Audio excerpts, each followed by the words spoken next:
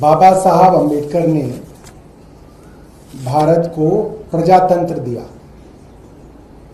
और भारतीय जनता पार्टी ने देश को पर्ची तंत्र दिया। एक समय था जब राज्यों के गद्दावर नेता, जिन्होंने वर्षों तक पार्टी के लिए, लोगों के लिए संघर्ष किया हो, उन लोगों को मुख्यमंत्री बनाया जाता था। मगर भारतीय जनता पार्टी का पिछले कुछ सालों का रिकॉर्ड दिखाता है कि राजस्थान के अंदर वसुंधरा राजे सिंधिया हो या मध्य प्रदेश के अंदर शिवराज सिंह चौहान हो या कोई और राज्य हो, बड़े बड़े नेताओं को दरकिनार करके किसी ऐसे व्यक्ति को मुख्यमंत्री बनाया जाता है जिसके बारे में कोई कल्पना भी नहीं कर सकता। ये शुरुआत हुई थी खट्टर जी के साथ, फिर ये गुजरात में हुआ, फिर ये मध्य प्रदेश में हुआ, फिर ये राजस्थान में हुआ।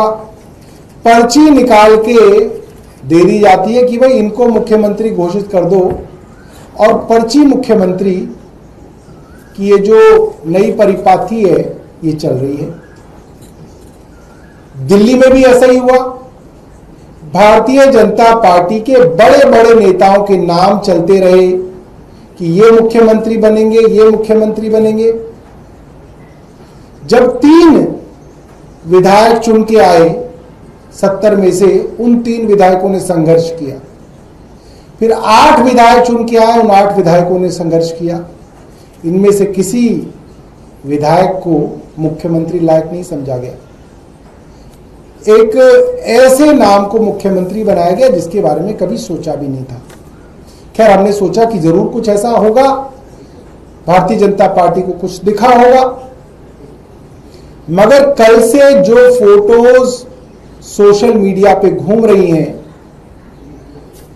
उससे ये पता चलता है देश की राजधानी, दुनिया के सबसे बड़े प्रजातंत्र की राजधानी की मुख्यमंत्री एक रबर स्टैंप मुख्यमंत्री हैं।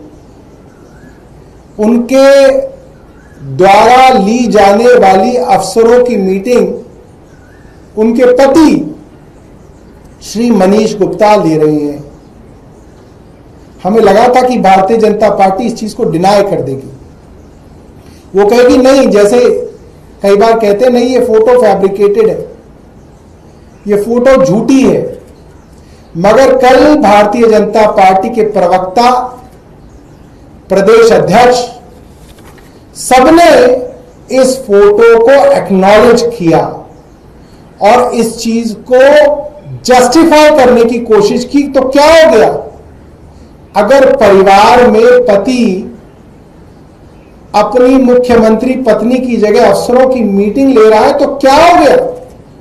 मैं हैरान हूं कि भारतीय जनता पार्टी ये बात कह रही है। मेरा एक सवाल है, रेखा गुप्ता जी के पति मनीष गुप्ता सरकार में किस पद पे हैं? वीरेंद्र सचदेवा जी हमें बताएं। और अगर वो सरकार में किसी पद पे नहीं है तो किस हैसियत से वे सरकारी अधिकारियों की और सीनियर अधिकारियों की मीटिंग ले रहे हैं? जब भी आप विधायक बनते हैं, मंत्री बनते हैं, मुख्यमंत्री बनते हैं, एक बहुत पायस और एक बहुत इंपॉर्टेंट इवेंट होता है जिससे पहले आप कुछ नहीं कर सकते। उसको कहते हैं शपथ, गोपनीयता की शपथ, पद की शपथ, सत्यनिष्ठा की शपथ, संविधान की शपथ। वो शपथ रेखा गुप्ता जी को कराई गई है। वो ओथ उनके पति मनीष गुप्ता जी ने नहीं ली है।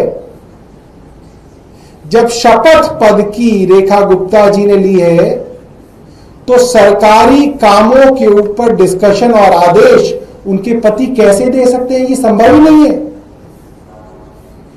ये कानूनी रूप से पूरी तरीके से इलीगल है, गैर कानूनी है।